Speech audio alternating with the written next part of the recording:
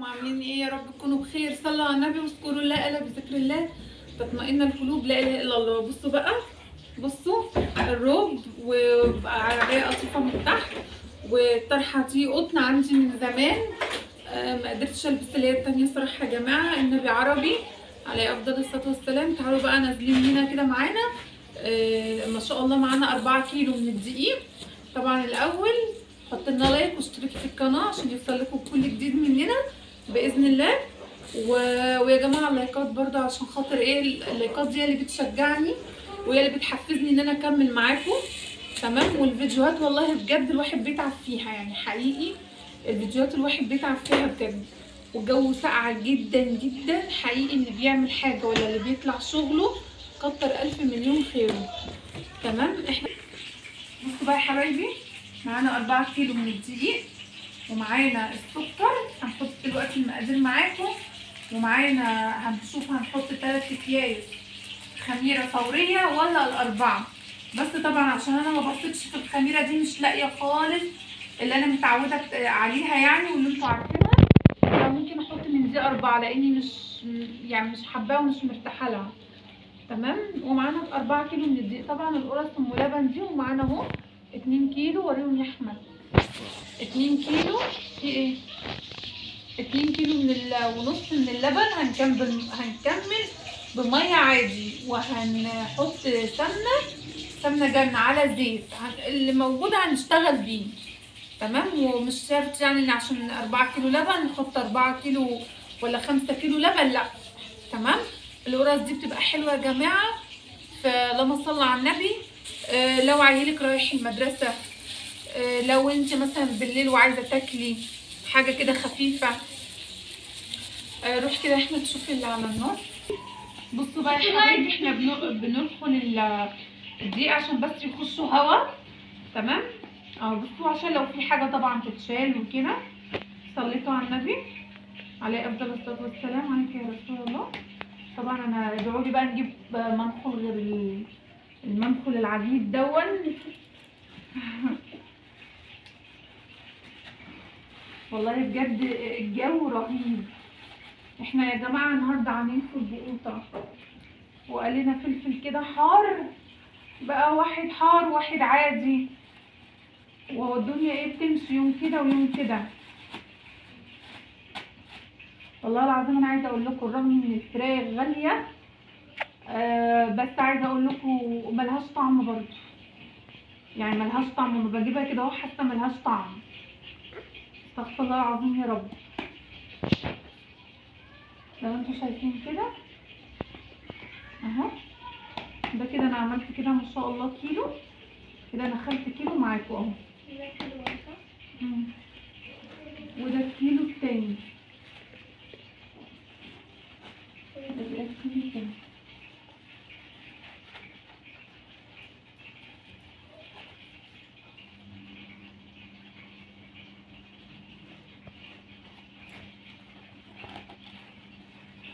زي ما انتوا شايفين كده. بصوا بقى، انا هقول لكم على حاجه. الدقيق ده انا مش جايباه كل مره واحده.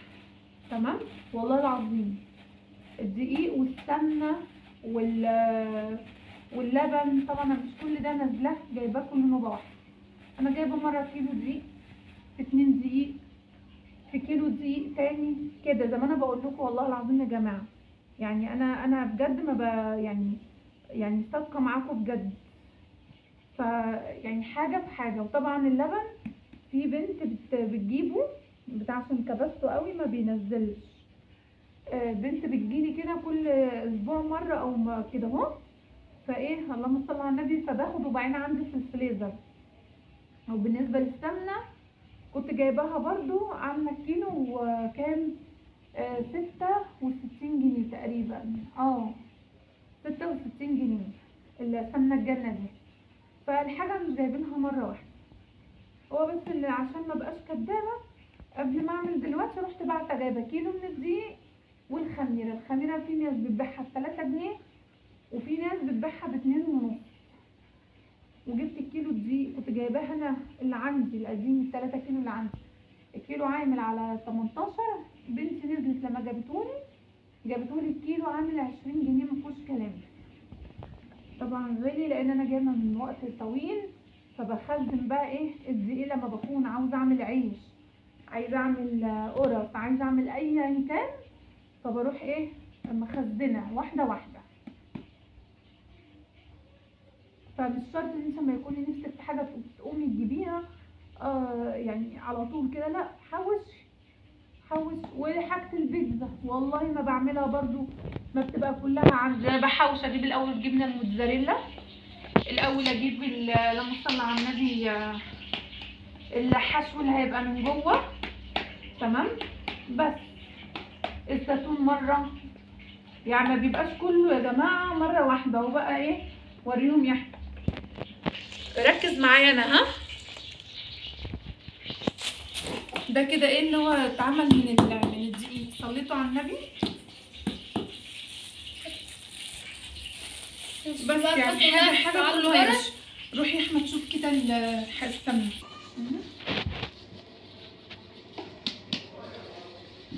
ده كده يا جماعه ايه، انا عملت ايه زي كيلو الا ربع من الكيس اللي هو المتبقي. بصوا ده اللي بقيته، عشان لو انا احتاجته بس اثناء وانا بقرص وكده.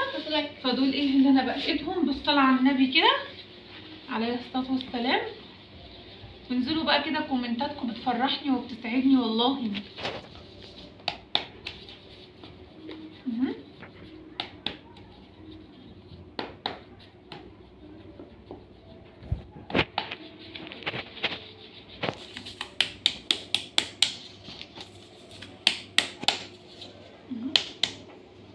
زي ما انتوا شايفين كده. وخلصنا، وهنحط معلقه من الملح كبيره اهي، معلقه من الملح عشان ما شاء الله. يعني هنقول 3.5 دقيق، هنقول كده. هنحط 1 2 3 4 5 6. حلو مش هيضر، تمام. وهنحط واحد من هنحط 4 باكويات من الخميرة الفورية. توكلنا على الله وربنا يجعل قرفتها حلوة ان شاء الله. تمام اهو. في ناس اصلا بتحط ميه لما بتيجي تعمل قرص فقط، فاحنا طبعا عشان نخلي القرصه كده حلوه ودسمه نحط ايه 2.5 من اللبن. ولو احتاجنا كوبايه من الميه مش هيضر، يعني مش هيضر، او نص كوبايه ميه ألمونيا مش هيضر. لكن 5 كيلو بقى لبن والحركات دي. دلوقتي اللبن بكام؟ بجيبه بالعافيه عشان انا زبونتها من زمان، بجيبه منها ب 18 جنيه. اللهم صل على النبي. فين البتاع التاني؟ اللهم صل على النبي. تعالوا شوفوا لي كده يا احمد تاني. بصوا بقى يا حبايبي، هنحط دلوقتي السمنه معانا اهي على الزيت. بسم الله الرحمن الرحيم. اللهم صل على النبي. دي سمنه على زيت، حاطه كيلو من السمنه جنه وكملت بشويه من الزيت اهو زي ما انتم شايفين كده. زي ما احنا قلنا هندبر بعضنا كده، مش لازم. هاتيلي حته المطبخ يا رنا. هنفرك بقى الاول ايه الدقيق بالسمنه، وبعدين هننزل بالايه ان شاء الله باللبن. صليتوا على النبي. احنا حطينا 6 معالق من السكر ومعلقه كبيره من الملح. لا يا رنا دي قلنا نفضيها وانت جايه. تمام يا جماعه، تمام يا جماعه الخير. بسم الله الرحمن الرحيم. طبعا البتاعه دي سخنه ربنا يسترها. بصوا بسم الله. بصوا بسم الله بسم الله. هنشمر بس شويه كده.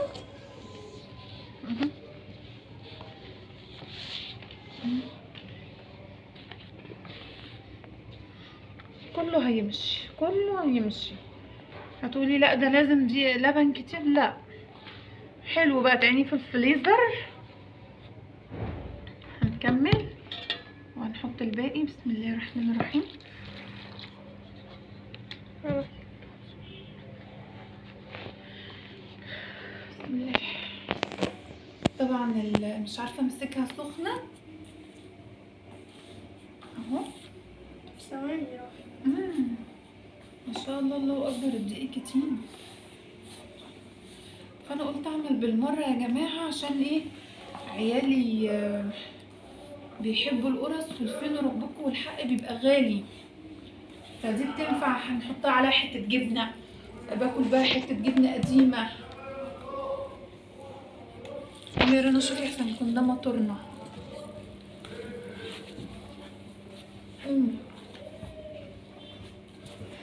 انا هفركه دلوقتي يا جماعه معاكم، بس انا مستنيه ان انا ايه يعني هفركه هيبقى زي كده. طب اقفلي بصوا بالشكل ده لحد ما اخلي الدقيق كله يتجانس باذن الله مع بعضه، وما يكونش فيه حته ناشفه اهو. بصوا بالشكل ده تمام. ريحه الدقيق بقى تحفه، ما اقولكمش.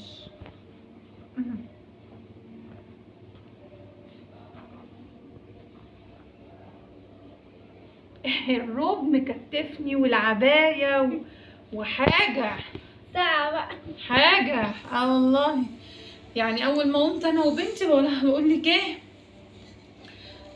قالت لي يا ماما، قلت لها خشي اتدفي عشان نعرف نشوف حنا.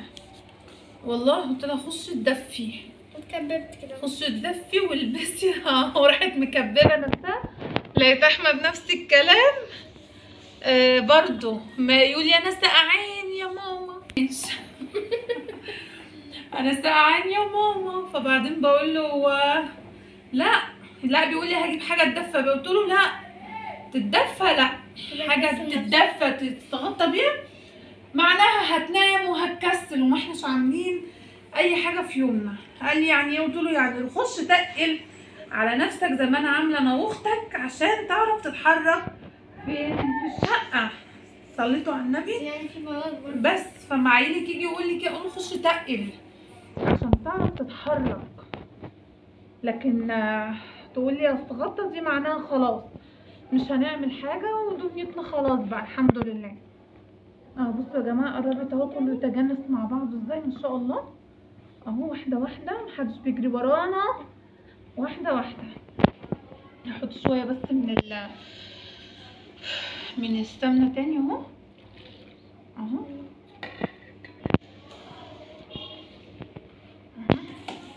تحطوا لايك وتشتركوا في القناه وتفعلوا علامه الجرس عشان كل ما انزل فيديو يوصلكم. ان شاء الله يا رب باذن الله، ان شاء الله ربنا يقوينا. وبعدين هما متابعينا الجمال ان شاء الله هيعملنا لايك واشتراك في القناه وكومنتات حلوه باذن الله. حاسب يا احمد، انت ايه اللي انت عملته ده؟ اهو بصوا يا حبايبي، بصوا يا جماعه الخير اهو. بصوا ما شاء الله، بصوا اللون، لونه جميله بقى. زبده في ايدي، بصوا عامله ازاي زبده في ايدي. بصوا العجينه يعني، بصوا اقصد الدقيق خلاص ما بقاش دقيق، اتكسى بالسمنه. بصوا اتكسى بالايه؟ بالسمنه. يعني ده لو جيتي تحطي دي على دي يعني بصوا عماله بفحت من تحت اهو ما شاء الله، الله اكبر، عشان ما شاء الله الدقيق. فانا قلت اما اعمل ايه بالمره ربكم والحق، مش كل شويه ايه مش كل شويه هعمل ايه البتاع ده. وطبعا انا مش هقعد جنبه واسيبه يخمر، لا انا هقوم اشوف ورايا ايه. هوريكم دلوقتي هحطه فين عشان يخمر، عشان الجو ساقع، واقوم اشوف ورايا ايه. والله يا جماعه ما حاجاش ايه يعني بتعمل. هقوم والله اغير الحيوان اللي عندي، الحاجه اللي عندي يعني الطيور هو اسمه الحيوان. ايوه. طب اكتبوا لي يا جماعه في الكومنتات، قولوا لي انتوا بتقولوا ايه. في ناس بتقول طيور. انا حيوان. اللهم صل على النبي، عليك افضل الصلاه والسلام، عليك يا رسول الله. وهنحط الباقي بقى وخلاص، نبقى احنا كده خلصنا خالص. بسم الله الرحمن الرحيم. قربنا نخلص الحمد لله. الحمد لله. كيلو السمنه مع الزيت ظبط الدنيا ازاي يا جماعه؟ ولسه اهو يا جماعه الخير لسه. بصوا ما شاء الله، بصوا بقت حاجه كده عظمه، الله اكبر صراحه، حقيقي بجد الله اكبر. بصوا لسه ما هيندمج كله مع بعض. بصوا لسه في دي اهو، طول ما انا بنخرب لاني مشكلتي ان الطبق ضيق، طبق ضيق. بس انا مش هسيبها لما اخلي مفيش حته ايه كلها تمام.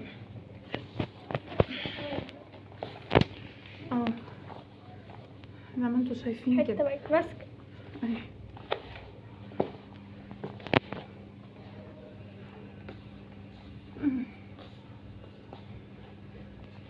زي ما انتوا شايفين كده، بصوا ما شاء الله ما شاء الله.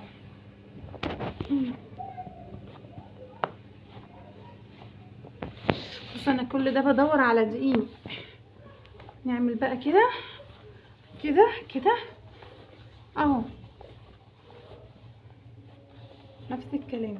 الله في الاشتراك، ما تنسوش تصلوا على النبي عليه الصلاة والسلام. ننزل بقى دلوقتي بايه، بالصلاة على النبي كده اهو، باللبن. بصوا بقى اهو، بصوا من غير ولا نحط لبن ولا نحط اي حاجه. بصوا كده، بصوا عامله ازاي ما شاء الله. يلا بقى نحط اللبن. قوم يا بنات هاتي لي كوبايه. بصوا يا جماعه بقى، عشان احنا طعمناها بالسمنه قوي، فهننزل باللبن كده اهو تدريجيا وبالراحه حسب بصوا اللبن بتاعي هتلوم يحلى. بصوا يا جماعه الله اكبر، القشطه عامله ازاي واللبن دافي تمام اهو. بصوا ما شاء الله اهو. هننزل تدريجيا يا جماعه بالصلاه على النبي على الدقيق، عشان ما نعرفش في دقيق بيحتاج كتير وفي دقيق ايه ما بيحتاجش لبن كتير او ميه كتير، فاحنا هننزل واحده واحده كده وكوبايه كوبايه. تمام تمام يا جماعه الخير اهو، زي ما انتوا شايفين كده اهو.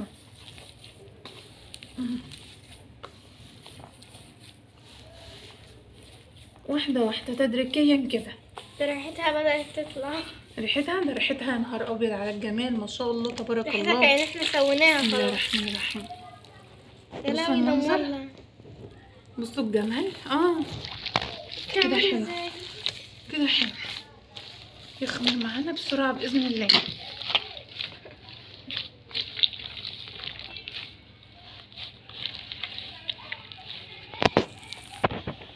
بصوا يا جماعه بلم الاول وهشوفها محتاجه تاني ولا لا.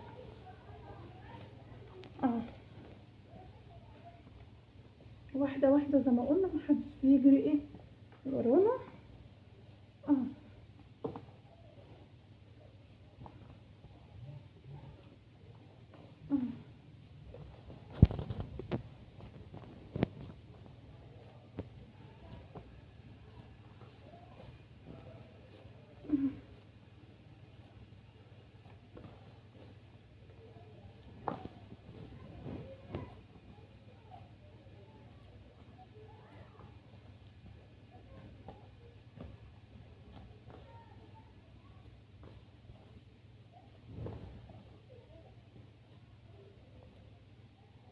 السمنه عامله ازاي.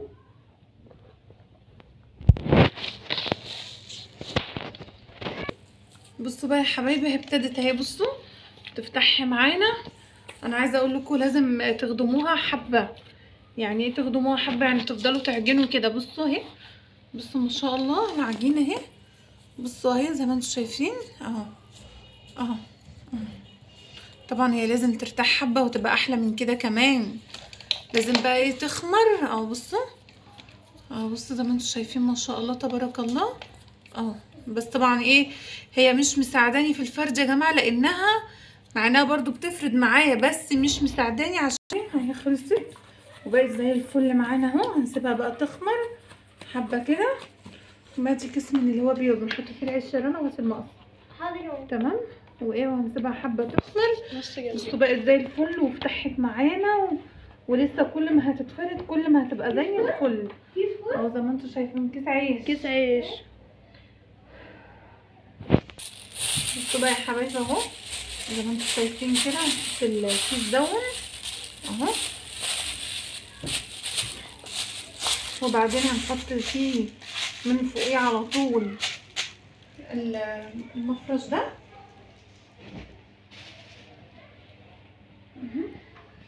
تكون حاجة نضيفة كده. تمام يا جماعة. وبعدين هنحطها تحت البطانية تكون تقيلة عشان احنا في الشتاء. طبعا لو احنا ارفعي احنا كمان، طبعا لو احنا يا حبايبي في الصيف مش هتحتاج ولا بطانية ولا اي حاجة، يا دوبك هتغطيها كده بمشمع او كيس كده زي اللي انا جبته وفتحته ده، وهتسيبيها على الرخامة بدرجة حرارة المطبخ، هتبص تلاقيها ايه بالصلاة على النبي ان شاء الله اخمرت معاكي. طبعا عشان احنا في الشتاء لازم اللهم صل على النبي تحطيها تحت بطانية تقيلة. تمام. تعالوا بقى معانا هنحطها معاكم دلوقتي. يلا امشي وراه، ما تفصلش الكاميرا وانتوا داخلين، بس ما تجيبش بصوا بقى يا جماعه اهي.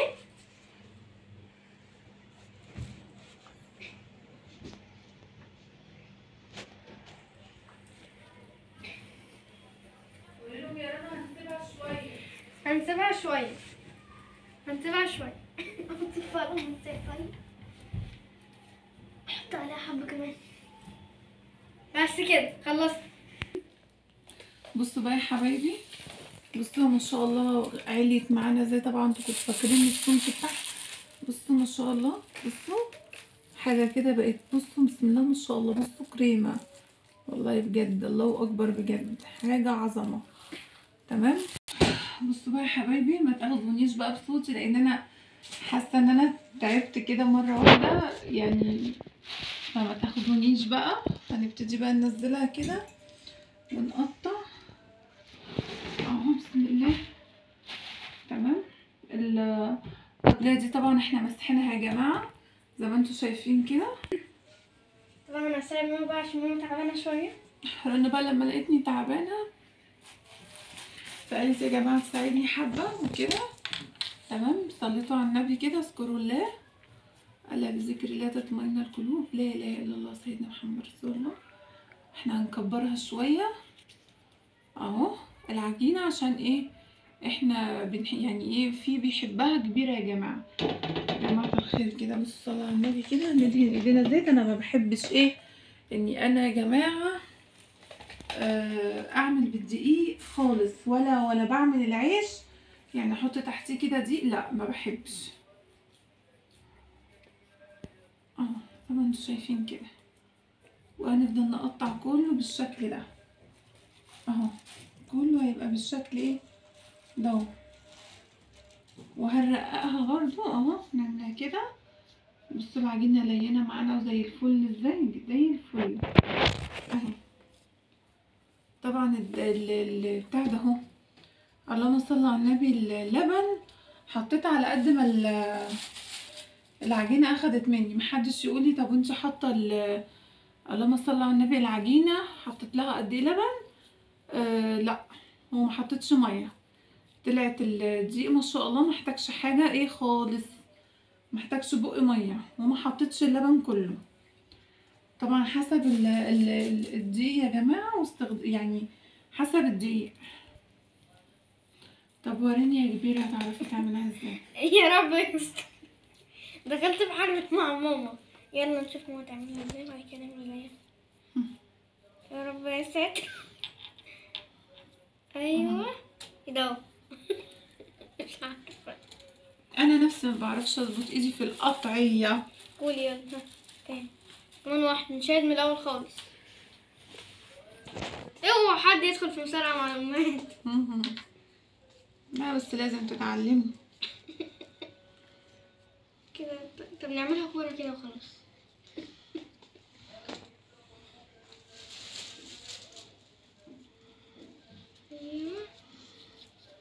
مش هتعرفش.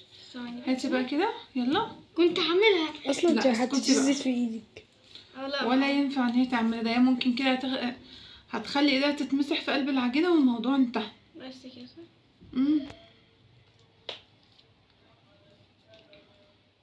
كنت لسه قاعدة بذاكر وقعدت على الترابيزه جوه، عملت لي كوبايه نسكافيه. لقيت ماما طلعت قلت لا نلبس الحجاب ونقعد نساعدها، بس ما عرفتش اساعد. لا هتعرفي بس لما العجينه ترتاح. تخمر وترتاح كده. يعني لما العجينه تخمر وترتاح ايه ان شاء الله تقعدي كده هون وايه يعني لسه وتساعديني. قاعده خلصت بقى ولسه هحفظ بقى اظبط نفسي. لقيت ماما تعبانه قلت لازم نساعدها بقى بدل ما تتعب اكتر، بدل ما تعمل والله لوحدها. يا جماعه بعد ما عملت وعجنت لقيت نفسي مش قادره، تعبانه جدا حقيقي يعني. طبعا انا مش حابه انقل لكم طاقه سلبيه في الفيديو، بس طبعا يعني ايه انا بحكي لكم كل حاجه وكده يعني. لقيت نفسي اخدت برشامه مسكن، لولا قدرت اقعد كده حبه والله يا جماعه. الميه بقى قطعت، الميه قطعت، حمدت ربنا ان انا مليت الكولمن. والاطباق والله هتتعمل الساعة 5 الصبح. بيقولوا هتيجي الساعة 5 الصبح، يعني بجد الحمد لله. الصبح اللي هو الصبح بدري. لا والحمد لله بقى، ده انا يعني 5 الفجر. ميه قطعت بعد ما انا خلاص بقى مش محتاجه ميه تاني، عملت نسكافيه وكل حاجه. ميه اهم حاجة ربنا بيحبني. النسكافيه يا جماعة بتاعها. انا خلاص المية أنا وقعت عليا. اللي بيعدل لي مزاجي اهم وانا حاجة بذاكر، النسكافيه.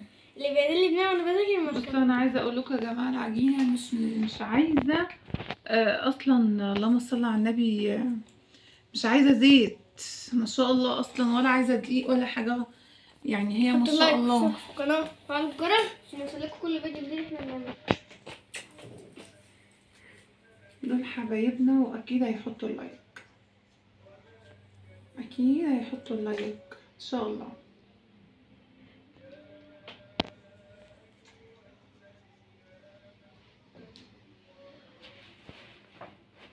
يا جماعه صلوا على النبي. انا نقلت بقى وقعدت في اوضه النوم لاني حسيت اني تعبانه، القعده بره ممله وبرد ربكم الحق. فقلت بقى ايه خليني اقعد ايه في اوضه النوم احسن. لو انتم شايفين اصلا ركبنا ستاره جديده اهي، يعني اللي هو مفيش بقى هوا داخل كتير. بره عقب الباب بالبلكونه والباب الكبير، فعامل اللهم صل على النبي عاملين ساعه برضه. حطوا لايك. طبعا ما شاء الله العجينه زادت ما شاء الله، الله اكبر، ورمت معانا ما شاء الله. يعني المفروض نجيب بتاع تانية صح؟ لا هنملى بقى صينيتين ونقوم نسوي ونرجع ايه نسوي. فهمت. الطفل لسه نحط في الفرن. نحط في الفرن. امال هنسوي ايه؟ انا مش فاهمه، المفروض يعني احنا نعملها كده الاول صح؟ بعد كده نسوي. ايوه ما بقوم تكون ارتاحت واتخمرت وبعد كده تعمليها قرص. تكون ارتاحت. هتطلع لنا كحكة مش هتطلع لنا قرص. انا كنت مفكره ماما تحطها كده لفه. عادي بقى اعمل الصوت ده. بصوا في حد لما يكون يعني بيعمل بشنيور لا ناقصاه. بصي يا ماما اتعلمي. ما انا بتعلم، وانا لما كنت بعمل فهمت ان ماما بتفردها الاول بعد كده بتروح جايباها على بعض تفضل بقى تفضل، بس جاي اتعلم بعد ما خدتها مني. ولا تديك واحدة تانية. ايديها بيها يا جدعان، اعمل ايه طيب؟ ولا اديلها واحدة كده تاني بس حطي ايدك في الزيت. بس يا روحي، بس لا ماشي. بس يا حبيبي، ماشي يا ماما. بلاش. بس يا ضنايا. ايوه بقسمها كده يا جماعه يا جماعه يا جماعه. تعب بقى. تعرفين يا جماعه حلمي لما اكبر ابقى ايه؟ عشان كده الحمد لله كل ما بدخل امتحان بخرج منه جايبه 100%، كله مقفلات. نفسي حلمي لما اكبر ابقى دكتوره، عشان كده اللي هو بشتغل بجد لسه، كنت لسه بفتح حد كبار وكتاب واذاكر. دولها بقى يا جماعه طيب وشجعوها في الكومنتات كده بالكلام الجميل بتاعكم والتحفيز، على فكره هتستجاب وهتبقى مبسوطه قوي حتى ماما قالت لي بكومنتاتكم الحلوه. من غير على فكره يا ماما، حتى ماما قالت لي ايه ممكن تدرسي كمان في الاجازه. انا قلت لها ماشي ماما، اللي هو إن شاء يبقى الله. مخي مفتح كده اول لما ابدا، مش هبقى ناسي كل حاجه، مفيش حاجه فاكراها. ان شاء الله.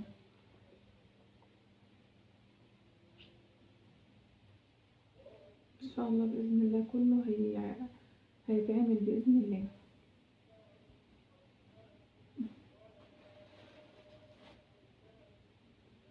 طبعا يا جماعه انا عارفه ان في ناس كتير شطار، بس انا بشارككم يعني ايه اليوم بتاعي والحاجه اللي انا بعملها. تمام، صليتوا على النبي. قربنا نخلص الصينيه دي على خير اهو ان شاء الله.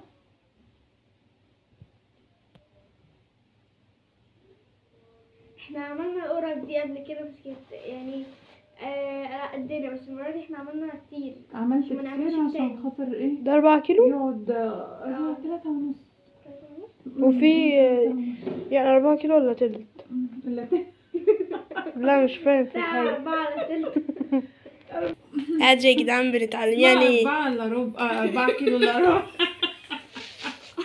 والله يا جماعه احنا بصوا محتاجين الساعة 4 كيلو الا ربع. والله بجد مش عارفه، الواحد من ساعه ما دخلت الساعه جامده كده وانا على طول تعبانه، مش عارفه في ايه مالي. انا بفهم في الميزان لكن ما اعرفش جديدة عليا دي. 4 على ربع.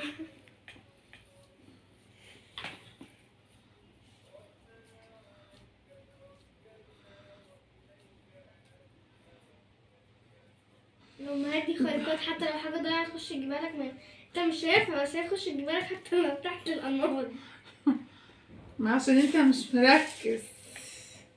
يعني لو قدامي مش الدولاب، مركزه يا عسل. قدامي الدولاب في حاجة أنا مش لاقياها، تقولي لو خشيت جبتها لي، قول لها لو لقيتيها بقى تخش تجيبها لي وتجيب لي حاجة معاها تاني. اجيب لك ايه مثلا؟ ممكن اضربك بيه كده ممكن. لا الشبش أنا عارفاه ده. انا بقيتش اضرب حد كده يعني. لا محدش بيتضرب اصلا. محدش بيتضرب اصلا، ممكن بيموتوا بس. ما بيتضربش، هو بيموت على طول. ثواني. خدي خدي. طب أنا كمان أوريك. لا فين يا معلش حطيها مكانك يا رنا. مكاني أنا واقفة كده. اه بصوا بقى يا جماعة، قولي لهم بقى نحطها هنا بس عشان تعالي. مفيش مكان. وهنبدأ ايه بالساعة نبدأ بقى في دي. التانية. نبدأ في ده. هي دي مش قد دي تقريبا.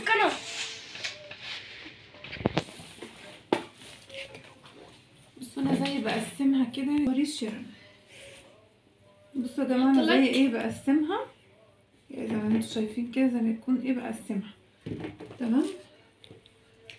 بصوا بقى يا جماعة، أنا في مرة في المدرسة كان في وقت امتحانات وكده يعني، فبنت اتخانقت معايا، يعني اتخانقت معايا كده أنا فالبنت ضربتني حوالي الحوار وتقول لي أمي مدرسة إنجليزية، مش عارفة أمها مدرسة انجليزي. أيوه.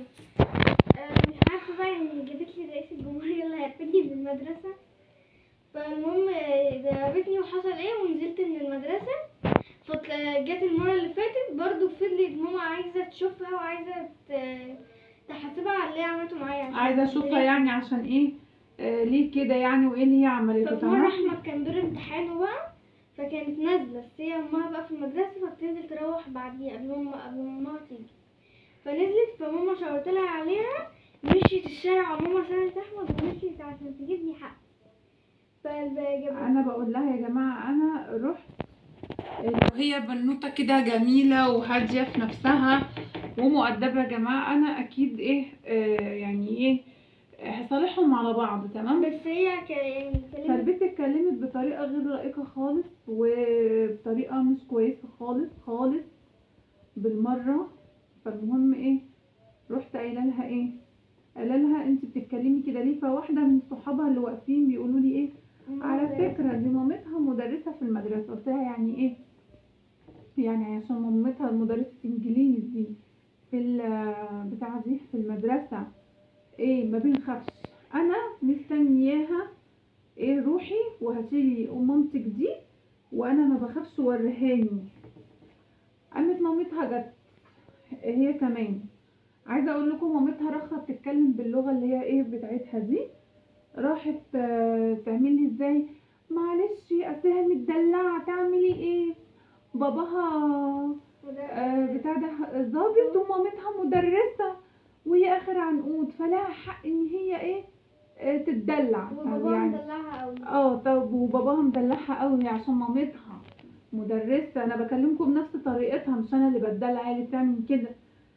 عشان مامتها مدرسه وانت بتهدديني، انت بتهدديني يعني عشان باباها ظابط يعني، ولا انا مش فاهمه يعني. وحتى اصلا تحسها كبيره. تمام. فالمهم بنتي اللي باباها بقى مش ظابط، تمام، واللي مامتها مش مدرسه انجليزي، كلمت مامتها باسلوب مؤدب ومحترم، يا مش عشان طنط بنتي. وبعد كده يا ميس. انا بتكلم يا رنا بعد يا طنط. فالوليه راحت منتبهه لها جامد، اما بنتها بتقل ادبها، بنتها بتقل ادبها وبتتقصع وتفضل تعمل كده، وعماله تتقصع وهي بتتكلم، والله زي ما بكلمكم كده. المهم راحت ايه،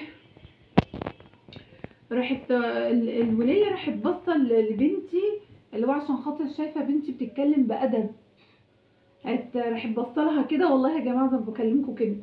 طبعا عايزه اقول لها اهي، ولا مامتها ابله ولا باباها ظابط، وبصوا الاحترام والادب. اما انت بنتك باباها ظابط ومامتها ابله بس سافله وقليله الادب. مصيرها ان شاء الله باذن الله لما انجح على القناه باذن الله هتشوف الفيديو ده، تبقى توريني بقى ساعتها ان شاء الله باذن الله. مصيرها في يوم من الايام هتعطل في الفيديو ده لو في نصيب، لاني مش ولا بالظابط ولا بالمهندس ولا بالمدير، ده بالاخلاق وبالاحترام بتاع البني ادمين. ان انا اللي قدامي لو بص شغلته ايه، تمام، وعشان انا محترمه انا هجبر اللي قدامي باحترامي يعاملني باحترام، مش لازم اكون انا ايه، مش لازم. مش لازم نكون مدرسة. وانا ما بخافش عموما من حد، يعني عموما انا ما بخافش من حد، تمام. ما بياخد الروح اللي خالقها، وكل واحد واثق من نفسه. بس راحت عامله بالطريقه دي. والمهم ان بنتي راحت مكلماها وراحت قايله لها يا طنط، راحت اتفاجئت بقى بايه، ببنتي وهي بتتكلمها بالطريقه دي. ودي يكفي لوحدها اني شافت بنت اللي مش امها ابله بتتكلم ازاي، وهي التانية قليلة الادب. بس مش بالسلطات والله يا جماعه، بس هي البني ادمين والناس اللي ماشيه كل حاجه بالسلطات، يعني ده ايه وده ايه وده، كلنا ولاد 9، كلنا رايحين فين في الاخر، كلنا رايحين فين، هو التراب اللي هيجمعنا.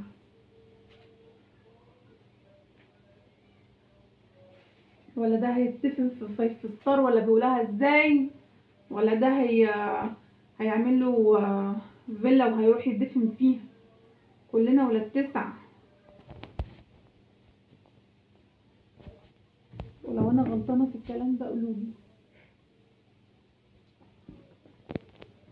ربنا يخليك يعني.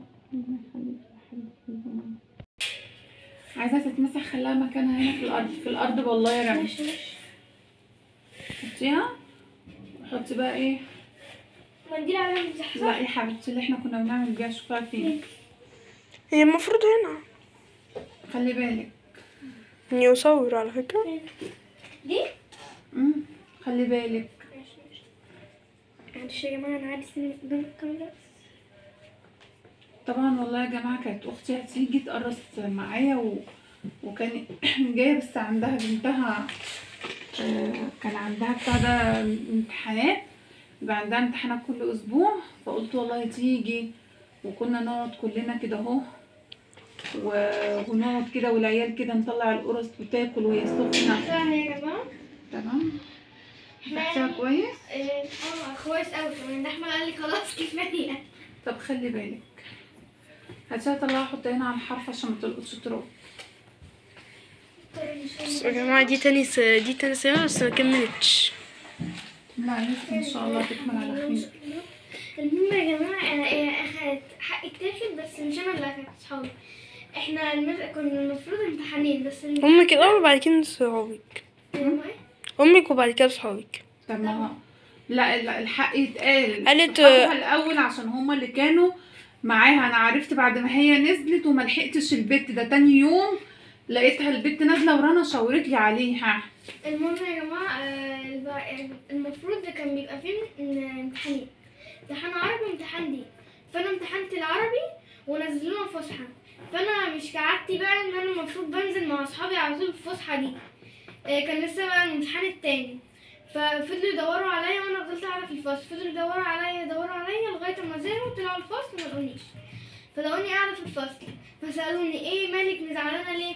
قلت لهم كذا كذا عملت لي كذا كذا، وهي كانت هي قاعدة.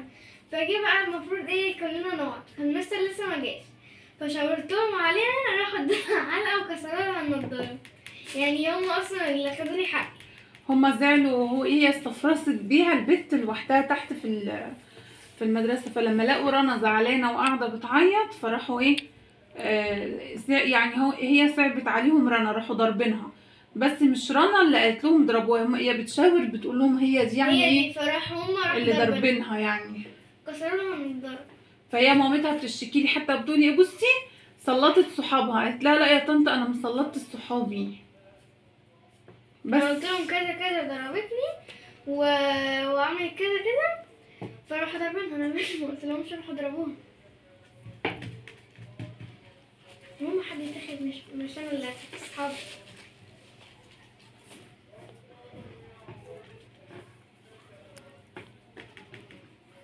الله يكون في عونك يا ماما، الله يكون في عونك والله. في ايه؟ على العجين. الحمد لله. بالعكس انا بحب اعمل كده قوي، بس انا الحظ هما بقى ما ياخذونيش بقى ان انا يعني معظم جاية تتعبي على حظهم. انا بحب قوي تتكلمي اعمل عجين كده، وبحب قوي الحاجات دي. حتى يعني هتلاقوا الريحه جميله اصلا يا جماعه والله. بس يلا بقى. حتى يا جماعه في الايام اللي فاتت لما ماما يعني ما كانتش بتزعل قوي كده، كانت تلاقوا كانت عملت قبل كده ان شاء الله عيش. هنعمل بيتزا برضو مع بعض. قبل كده عملت عيش والقرص، وعملت حاجات تانية حاجات تانية. الحمد لله.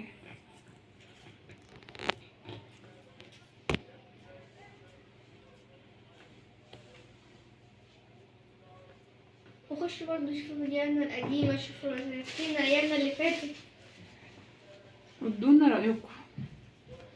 الناس المتابعين الجدد ادونا رأيكم. لو عايزين الترويق بس خشوا على قوائم التشغيل بتاعة الترويق، اما قوائم التشغيل التانية بتاعة الاكل.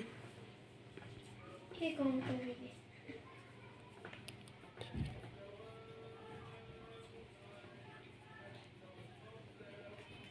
اجيب لك زيت تاني يا ماما؟ لا هو كتير اوي. ده ما شاء الله مش مستحملة اصلا الزيت ده ناعم، اللي هو يعني بصي حاجة بسيطة. لو حطوا لايك، اشتركوا في القناة، فعلوا الرجل الجرس عشان كل فيديو نعمله يوصلكم. حبايبي دودو حبايبي.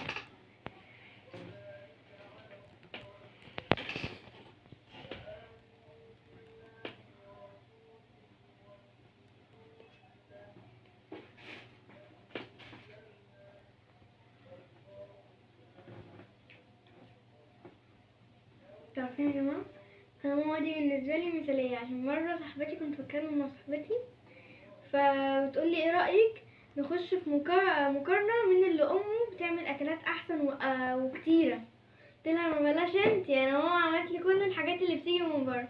قلت لها طب ما انا كمان عملت لي حاجات بتيجي من بره. قالت لي ماما عملت لي كذا وبشاميل ومش عارف ايه. قلت لها دوري انا بقى، رحت قايله ماما عملت لي بيتزا وكذا وكذا وكذا، حتى عملت لي اللي هي اسمها السردين ده المخلل ده. البسارية اللي هي المخلل. بعملها معاكم يا جماعة ان شاء الله باذن الله. نلحق نجيب لنا كيلو احسن، ده مروحة خلاص، ده لو نزلنا ولقيناها في السوق. بس كمني تعبانة فبقالي ايه كام وقت يعني كام يوم كده او اسبوع ما بقدرش انزل. يلا بقى رنا هاتي حاجة نغطي بيها. ثواني بصوا يا جماعة بقى دي التانية اهي. خلاص سلام. صلوا على النبي كده. ودي القديمة بالراحة انت بتفتحي. صلوا على النبي برضه تاني. سيبها عشان بترتاح يعني. انا مش فاهمه يعني بترتاح، بس ماما بس يلا بقى نمشي الموضوع. ماما قدر. هي دي لما ارتاحت اللي معانا القديمة دي، مش عليت وبقت هشة. نفس الكلام دي عشان خاطر اما اجي ابططها كده اهو تبقى جميلة ولينة معايا. عارفين يا جماعه، يعني أنا ديت بقف استني مع ماما. يعني ديت لو سيبناها اكتر من كده كانت هتعمل ايه دي؟ العجينة الكبيرة. طبعا. عارفين يا جماعه، انا لما بقعد مع ماما في المطبخ بتعلم حاجات كتير جدا. حتى بقعد اسالها يا ماما هي دي بتحط فيها كذا، دي بايه، دي ايه، لازم انا اتعلم برضه. ايوه طبعا. فاكرين دي؟ لو فاكرين قولوها بتاعت ماشا لما كانت هي والدب وحاطين لحمة فيها. والله مش فاهمة، مش فاكرة ايه الأكلة دي يعني مش ده فاكرة. أكلة يابانية. هي أكلة يابانية، بس ماشا عملتها حاجة تانية. عملتها عك. المفروض بتزقرونا كده من غير من فوق كده بيبقى جواها لحم. ماشا بقى عملتها عاملة زي الكمثرية أو الجوافة، حاجة زي كده. شبه الجوافة أكتر. صح؟ نعمل الحاجات بس. مفكرة مراية؟ ايه؟ مفكرة مراية؟ لا بفكر هو ايه ده؟ يعني عشان من كتر ما انا شايفة. قولي بقى عشان البنات لو في بنانيت صغيرة زي كده قولوا لهم اتكلمي صلوا ده اسمعوا أكتر كلام حاجة. أمهاتكم. المفروض تصلوا كل يوم كمان، ما تفوتوش فرد. انتوا بتعملي كده ليه؟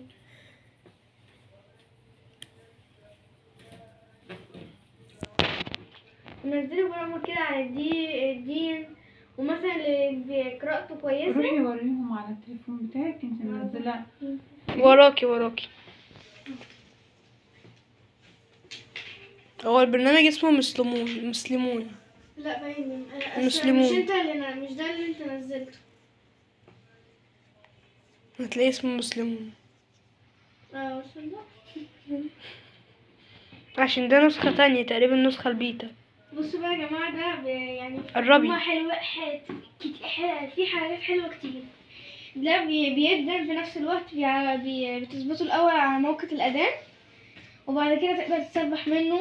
سبحان الله، الحمد لله. وريم انت عملتي كام مرة؟ عملت الحمد لله 200 مرة. دي يا جماعة مش مطلوب منك ان انت تعملها كام مرة، لا ده انت حسب بقى راحتك عادي. الله اكبر، عملتها 236 مرة. لا اله الا الله، وحاجات كتير. نخرج بقى من دي. الاذكار دي الصباح ودي المساء. ممكن كمان ثواني اوريكم حاجة. بصوا يا جماعة، مثلا اللي هي قراءته ضعيفة او مش بيعرف يقرأ، مثلا لو انت تختار اللي انت عايزها تخليه هو يتكلم. بسم الله بس يا رنا ويا جماعة برضو يعني دايما خش على المتجر بليه واكتب الاسم. ليه؟ ما هو اسمه قولوا مسلمون، هجيلكوا البتاع. قولوا اكتبوا يا جماعة اكتبوا. وبتدوس هنا مثلا بيشغل لك الصوت ان هو يقرأ لك، وعليه سورة البقرة ان برضو هو الشيخ يقرأ لك. وممكن تشغلهم تنايم كأنك مشغل يوتيوب بالظبط. يعني في حاجات جميلة جدا، وأذكار الصباح ودعاوي. وكمان تدخل هنا يوريك القبلة فين، يعني قبلة فين الكعبة يعني. برضه يا جماعة انصح البنات الصغنونة اللي هي مثلا انا دلوقتي في سنة 5، ماما قالت لي انا هسيبك براحتك بشعرك لغاية اولى اعدادي، يعني مش بمزاجك بقى تقلعي الحجاب وتلبسيه تاني. انا قلت لا بقى مني، وانا كبرت خلاص بقيت كبيرة، ما كنت حاجة بقى خلاص. عدينا سنين كتير ورا كنا بشعرنا عادي بقى، خلاص بقى ايه نتحجب. هو دي حقيقة وانا قايله لها كده. ناس كتير حتى صاحبتي لما كنت لابسه بشعري كنت حلوه برضو، بس اللي هو كان عادي يعني. لما لبست الحجاب كلهم بيقولوا لي احلى بالحجاب، احلى بالحجاب، ما تقلعوش تاني. وصاحبتي قالت لي مؤدبه وبتباني مؤدبه وشعرك مش باين. مؤدبة، هي تقصد بيباني احلى مؤدبة أكتر. وده أحلى مؤدبة يعني. بتبانك على حقيقتك يعني وكده. حقيقتك انت بوش وبتباني بوش تاني. بتوريهم الوش التاني. انتوا عايزين تناموا أنصح زيي. البنات لا. يعني البنات الصغيرة برضه تقرأ قرآن، اللي هو مش تجيبوا القرآن شكل عندكم في البيت، لأ هاتوه اقرأوا فيه. ايه حتى لو مش تعرفي مثلا تقرأي بالبتاع البتاع اسمه ده وما يعلوش صوتهم على مامتهم، ما طبعا. يزعلوش مامتهم ولا باباهم، ويسمعوا الكلام. ويحبوا اخواتهم. لو حتى مش تعرفي تقرأي الخط حاولي حد يجيلك ويقول وانت تقرأي وراه، لو انت مش تعرفي مثلا تقرأي. وقصص الانبياء جميله بتيجي على التلفزيون انا ده ماما بتجيبها على وعلى طول النت. لدرجة ان انا ما حفظت شاء الله. النص بتاع السبت اللي هم اصطادوا في السبت، مع ان ربنا محرم من انا يا حد جماعه يصطادوا مش في بعرف اقرا واكتب وده نصيب فاعمل ايه؟ ما احب اجيب حاجه عن ديني وافهمها، بروح جايبه بتاع ده عن الانبياء وقصص في قصص الحيوان وفي مش قصص حيوان بس، يعني قصص الانبياء. يعني ماما اصلا مش كفايه اللي هو في نسمع ثواني. مش عيب ولا ايه حرام. انا ما دخلتهاش اصلا، مش فشل مني، انا ما دخلتهاش اصلا. والحمد لله برضو نصيب وكده. الحمد لله. انا هبقى مبسوطه بعلام كنت بس.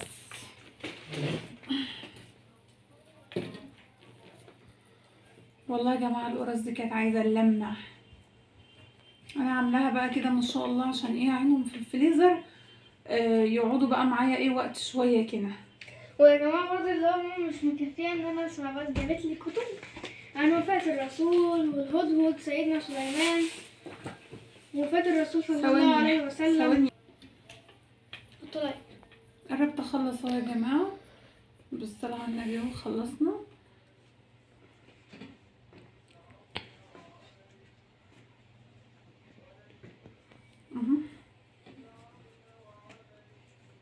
انت هتبقي تعمليه مع امك القرص. ماما ما تديني حته يعني، انا والله استني أتعلم استني في الاخر. ماما، هو انت هتخلصي الصينيه دي وبعد كده تاخدي اللي ملفوفه البيضه دي تعمليها؟ يا زمان اصلا خمرت. الأقدميات بقى، هنمشي بالأقدميات. البيضه وبعد كده التانية وبعد كده دي بعد كبير. كده دي في الآخر. ماما دماغها شغاله. انا ما كانش في دماغي الفكره دي. فهي الحمد لله ان هو وعدتني. بقول فالحمد لله ان هو وعدتني. المسكنة سكنت شوية يا جماعة والله. ده ماما كانت من شويه تعبانه خالص، والله بجد. بس انتوا فرفشتوها بصراحه. يعني قاعده اتكلم معاكم وتدردش كده. ده أنا كده قاعدة مش بتكلم، ده يعني هما يعذروني مش قادرة أتكلم والله. يا رب تسهيله سمكة؟ قريبة وموجودة. انا مره واحده ابقى يعني رسامه ماهره، ومره واحده تلاقيني برسم البيت، يعني ممكن تلاقوه معوج كده. انا مش كنت حابة زمان أغلطش. انا اول لما بدات ارسم احمد ده في ايام كده كان رسام ماهر. استني انا يا جماعه اول لما بدات ارسم كنت قاعد سهران مش لاقي حاجه اعملها قومي هاتي يعني، خدي الكاميرا ولفها عليه وبيتكلم. لا لا فيها حد إيه؟ صور. فيها إيه؟ فيها ايه؟ فايه انا كنت قاعد زهقان فجبت الالوان بتاع اللي ماما جايبها لي، كان الوان خشب وقلم رصاص، فجبت والقلم الرصاص بتاع الالوان كمان مش بيتمسح، جبته ورسمت اللي هي لعبه الحبار دي، رسمتها ورسمت اللي عليه ولا مربع تقريبا. لا كان كان شكلها جامده يا جماعه، يعني لو البتاعه دي لسه موجوده اللي احمد رسم فيها، او الماما اصلا كانت جايبه لنا بتاع نرسم فيها. طب لو موجودة الكاميرا لو جايبة تحت رجليها، بس رجليها في رجليها. هي اصلا طب ليه بس حدودها اللي باينه؟ لو البتاعه اللي كانت مع احمد بيرسم فيها بس موجوده. رجليها يا جماعة وجعتني فقلت افردها حبة. كنت شفت مهرة رسم احمد قبل كده، رسم ورسمت ولد. مارشميلو. ثاني رسم ولد لابس اسمه لابس كاب وكمامة. كاب، لا كاب وكمامة ورسمه كده بقى، ومنزل له البطاقتين بتاعت التيشيرت، كان شكلها جامد، وراح كاتب باسمه بالانجليزي احمد تحت. كان احمد ده في ايام ماهر في الرسم، لكن دلوقتي ما بقاش يعرف يرسم. يا جماعة عايز اسألكم سؤال، هو اسمه ايه دوت احمد قبل الدي في ايه ولا ايه؟ عشان والله ما اعرفش، ناس تكتبها تقول بالايه. في ناس مقتنعة ان هي كده، وناس مقتنعة ان هي كده. بسأل جوجل. ما تبتليش حتة. هسيب. الحمد لله مفكرة خلصت خالص. لسه بدري، في حتة لسه صغيرة، بدري. في حتة صغيرة. استني يا رنا، استني. لحظة، بصوا يا جماعة لحظة الحقيقة وهي بتحصل بعد ما ماما لرن. بقى ايه وافقت خلاص المرة الجاية، يلا بقى فهمت ان ماما بتفردها كده اهو، احنا كده بتفضل بقى. رب تنجح معانا زي بتنجح. ما عملتيش ايدك بالزيت ليه؟ مش عارفة طب يلا بقى. ده بوظتها تاني. ازاي ده. يلا بقى خلاص، شيلي بقى الزيادة دي، المفروض تبقى ليه كده عاملاها صغيرة شيلي كده؟ الزيادة دي يلا، ايه ده بس يا عم. حتى تبقى متعلمة ان هي ورثتك. ومحدش ياكلها. بصوا يا جماعة بصوا. هات يا وزير. يلا الصغنونة اهي. خليها بقى العبي بيها. ماشي. على فكرة ما كنتش سوري ده، انا لسه هبدأ بلعب بالبتاع، لازم ماما كل ما تعمل حاجة. مش هبلة بقى في روح لسه- الطفولة. لسه روح الطفولة موجودة جوه، لسه ما سافرتش. اها وانت كبرتي يعني يا رنا، انت لسه. لا المفروض ان انا بقيت كبيرة، اعقل بقى، لسه لا صغيرة. لسه. لا معلش. لازم كل ما ماما تقرص او تعمل حاجة اخد دي لو ما خدتهاش هبوظ. زمان كنت بعمل زي كده، وكنت اكبر مني. وافضل بقى اعجن واعملها قرص واعملها اشكال كتيرة. لحد ما تنشف ونرميها. انا مرة عملت بيها شكل اسمه ايه ده شواحي. شاورما. رحت شواوحي. واخدة دي كده، فضلت اكور اعمل منها كتير، ورحت واخدة دي عملتها كده، ورحت واخدة دي كده. عجنت يعني، خبزت وعجنت وعملت اللحمة. كانت شاورما بس شكلها حلو جدا يعني بصراحة، كنت فنانة. بس قلت ايه انا مش هفكها وهعيدها. قمت الصبح لقيتها ناشفة ووحشة. كلمي معاها وانت. يلا. بصوا يا جماعة بقى، احنا جربنا اللي هو بالحتة الصغنونة دي، نشوف هل هنعرف نقرص معاها ولا لأ. كده نكورها كده نعمل اهي، ما الكرة خانتين. بسم الله الرحمن الرحيم. بسم الله، شمر كمك واجن يلا كده صح كده. احمد ثواني احمد. ها ما شاء الله اكبر. طلع الصينية الكبيرة دي، حطيها مكانها. استني ماما تديكي يا جماعة ان شاء الله بعد ما ريحت زيت. استنى القرص اهي. بسم الله ما شاء الله. بص الحجم هناك، وريهم يا احمد الحجم هناك عامل ازاي، وهنا تضاعف وبقى جميل. كبر. ارتاحت ازاي. يلا يا رنا خدي هاتي بقى غطيها كده. بالراحة. يلا بقى. بصوا يا جماعة. استني. بصوا بقى اهي، نغطي بقى. بسم الله. يا رب تجيبها كلها. بس غط الحمد طب لله. يلا، الحمد لله. يلا يلا بقى عشان نقرص يا جماعة. انا فين يا ماما؟ بصي يا حبيبي، انا بدهن الطبلية زيت. انا مش ماما بحب قعدتني استعمل قدام بصي يا رنا، استني بقى. ماشي. بحركة دائرية كده يا رنا اهو. اه. بصي كده كده. النوبة دي بقى احنا هنرققه شوية. اهي الله. لا ما بس- تركزيش في يمة واحدة كده كده. استني انتي ماما انتي بتعمليها في حركة دائرية، رنا بقى بتدوس في النص. ازاي اهو والله اهو. تبصر. نجح.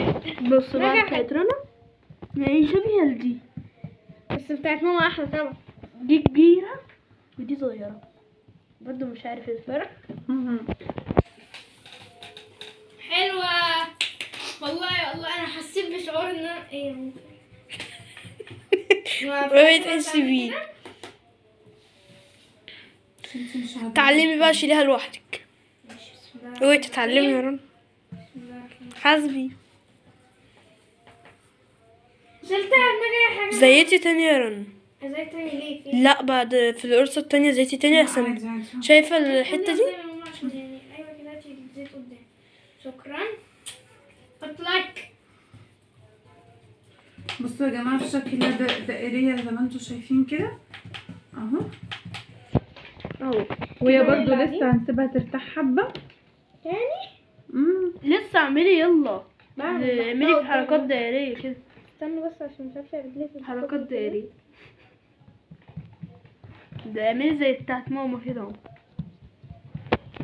المساعدة مش وحشة يا جماعة، ده بالعكس هي حلوة، بس لازم نكون متعلمين برضه مش هنعمل حاجة واحنا مش عارفين. لازم برضو البنات تقوم، يعني لو مامتها بتعمل حاجه المفروض تقوم تساعدها زي كده، تسالها يا ماما دي بتتحط ازاي، دي بتعمل كده ازاي. بكرة السؤال هيفيدك. بكره لما تكبري كده هما يسالوك الشيء ده بيتعمل ازاي، مش انت اللي تساليهم. مع نفسي الحمد لله الحمد لله. الحمد لله المطبخ نفسه متعلمة. مش حلو. لا حلو. حلوة؟ مش شاطرة يا جماعة، مش شاطرة.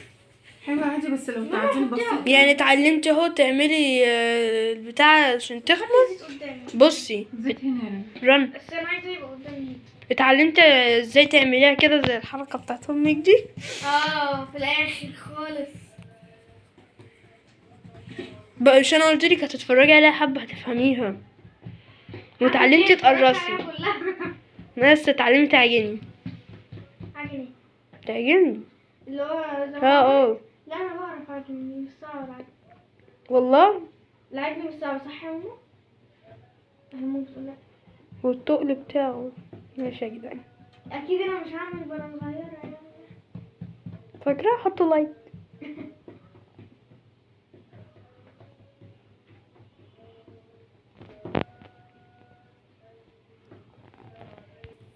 لسه في البتاع اللي انت شفتها اللي فاتت. ايه يا رنا انت بتقعدي ساعة في الواحدة؟ لا ماما قالت لي رققيها كده حلوة يا ماما صح؟ مش طريق قوي يعني يا رنا، امك بتعملها بسرعة. عشان الزيت مش كويس تحتيها. بصي بعد كل قرصة بلي ايدك بالزيت وصفيها. ثواني. ماما يا جماعة بصوا يا جماعة يا ماما عملت كده علشان نحط الحاجات اللي احنا بنعملها. الحتة دي بصوا بقى ممكن سؤال بس تشرحي فكتيها. عادي عشان خاطر برضو تريح، ما هم عارفين. حطيناها ما برضو شطار شطار. مش حطيناها في كيس، غطيناها. غطيناها بالكيس اللي احنا كنا مغطيين بيه العجينة الأصلية أصلا. اخدت واحدة. العجينة اللي كانت في الطبق اللي انا وريتها لك. يا جماعة نبدأ تاني تالت واحدة دي. عديتيهم؟ بس انا بعمل بالراحة. ما تجيش في النص، تيجي في النص بعد ما تخلصيها خالص بالراحة. لما بعمل بسرعة كده.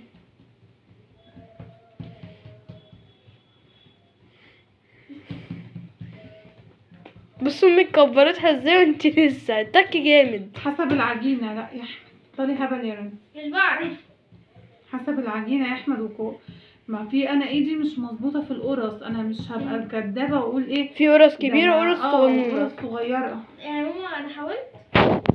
أحسن. مفيش يا أحلى بصوا يا من جماعة إنت كده تحاول. هتحس. أيوه بصوا هتحسوا ان دي تهيل اللي انا في يا مصورة جماعة عليها دي. بيحبوا القرص كبيرة والسمك استني دي صغيرة بتاعها ودي كبيرة. قليل. أحمد بتكلم. بسم الله. لا إله إلا الله. في يا جماعة عندنا بيحبوا القرص حجمها صغير وعادي السمك بتاعها تخين، وفي بيحب كبير والحجم بتاعها ايه مش تخين. فاللي كده هو هياخد الكبيرة وهياكلها وهيبقى أنا موجود نفسي ده بحب وهيبقى موجود الكبير. ده. عشان كده انا بكبر زي ما انتوا شايفين أول كده، ايوه لان قعدوا يشتكوا يعني. مش ظبطان صح؟ كده تمام يا ماما؟ مش حلو صح؟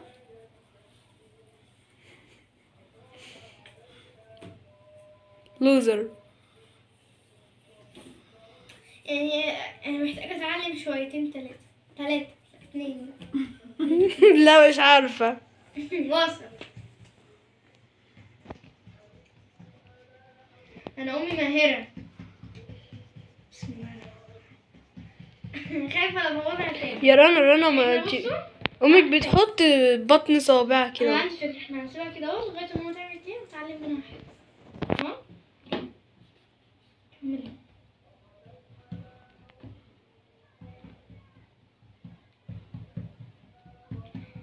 احمد عمال يقول لي ما تجيش في النص ما تجيش في النص، انا عرفت بتبوظ مني ليه. تمام سامعة مش بتقول حاجة.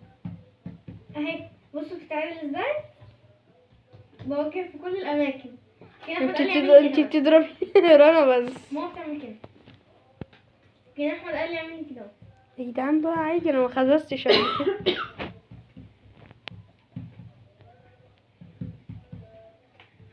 عدوها لي.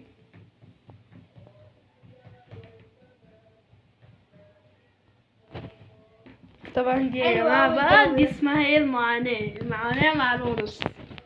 لا مش حكاية معاناة، اللي يعرف يعملها مش تبقى معاناة بالنسبة لي. معاناة دي أحلى معاناة وأحلى خير، وربنا يا رب يجعل في بيتنا دايما الخير والحاجات الجميلة. بس هو الواحد بس اللي تعب مرة واحدة، الحمد لله.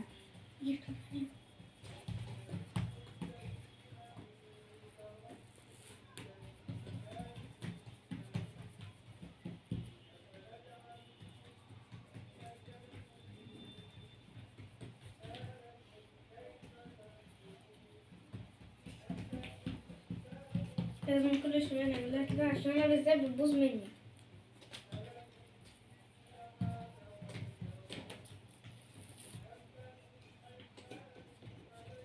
ماما نجحت والله، نجحت. وريني. صح كده؟ شاطرة تمام. الحمد لله. وشكوا حلو يا جماعة، وشكوا حلو. ناخد ثواني بقى يا أحمد، قوم يا رنا. ثواني يا أحمد. ودي بقى ايه، دي تاني صينية. تاني صينية مش المفروض تاني صينية من بعد الصالونة دي. بصي الطرحة الأمورة. والله الطرحة جت من غير ما اقصد. طب شيلي. استني يا رنا، انت لازم تجيبي. دي كام يوم تاني؟ حطي يا رنا هنا، ده دي الصواني التالتة صغننة يا يا رنا. جدعان، ماشي صغنون. تالت صينية. خلصنا بقى. دي الصينية التانية صح، الكبيرة. هاتي حتة بقى كده يا ماما. بتاعتي هاي، بتاعتي هاي. دي الصغنونة. بصوا يا جماعة، بفضي هنا العجين عشان أعمل في قلبي إيه؟ ده القرص بعد ما قرصتها يعني. نصور كلنا عشان نعرف نشتغل. الله الجو جميل أوي. الجو جميل وبديع.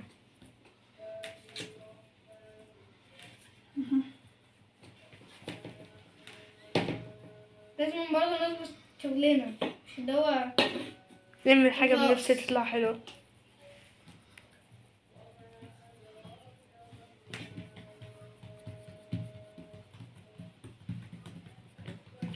يا رب.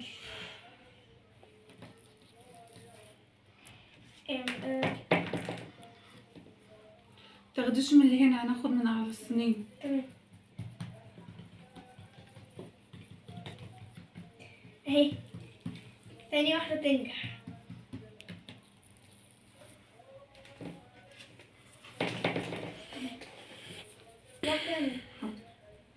ثواني بس هشيك عليها اشوفها الأول. دي بس عشان شغلي ايه يطلع حلو.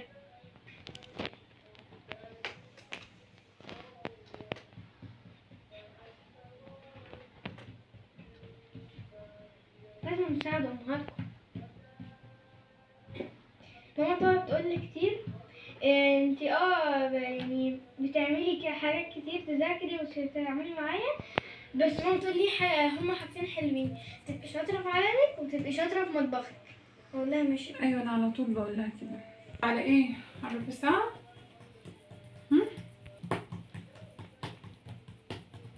الله. انا بدأت انجح يا جماعة الحمد لله. الفشل بداية النجاح. والله بتكلم بجد. فاهمة. نظبط شغلنا.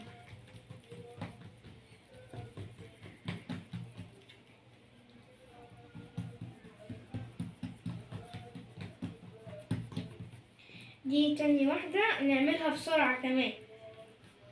في فرق ما بين اللي بنعملهم بسرعة ولا ببطء؟ اهي. قولي لي قرب وكبري دماغي. عم عادي يا عم عادي. اللي انت شايفه ورا تعمل. واحدة كمان يا ماما تجيب يعني. شكرا. انتي بس زيت الأول.